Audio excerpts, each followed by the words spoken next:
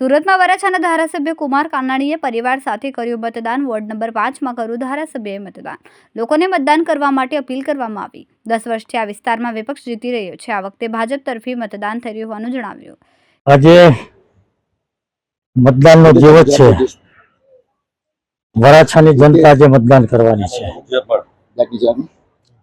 10 વર્ષથી આ વિસ્તારના અંદર જે વિપક્ષો જીતી રહ્યા છે, પરંતુ 10 વર્ષના અનુભવના આધાર પર લોકો હવે એને ઓળખી ગયા છે. 10 વર્ષ વરાછાની જનતા છેતરાય છે, પરંતુ આ વર્ષે છેતરાવાની નથી.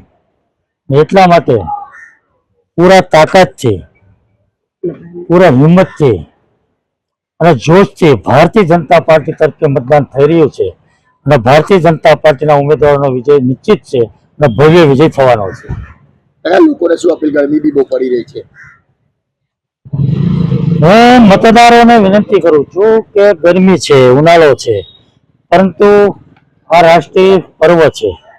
આ મતદાનનું લોકશાહીનું પર્વ છે અને લોકશાહીના પર્વની અંદર આપણે સૌએ ભાગીદાર બની ના પર્વ ઉજવવાનું છે અને વિચારીને મંથન કરીને આ દેશ કોના હાથમાં સુરક્ષિત છે, આ દેશના સીમાડા કોના હાથમાં સુરક્ષિત છે, આપણો ધર્મ કોના હાથમાં સુરક્ષિત છે, આપણો વિકાસ કોણ કરી શકે. આત્મનિર્ભર ભારત, સ્વચ્છ ભારત, જે પૂજ્ય મહાત્મા ગાંધી અને સરદાર વલ્લભભાઈ પટેલનું સપનું હતું, એ સપનાનું ભારત કોણ બનાવી શકે એમ છે. એ વિચારીને મંથન કરીને આ દેશને નરેન્દ્રભાઈ મોદી જેવું નેતૃત્વ મળ્યું છે, એ નેતૃત્વને મજબૂત કરવા માટે મતદાન કરીએ.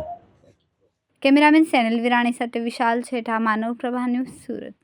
અમારા વિડીયોની નવી અપડેટ મેળવવા માટે સબસ્ક્રાઇબ કરો માનવ પ્રભા ન્યૂઝ ચેનલને. બેલ આઇકન ક્લિક કરો લેટેસ્ટ વિડીયો સૌથી પહેલા મેળવવા માટે.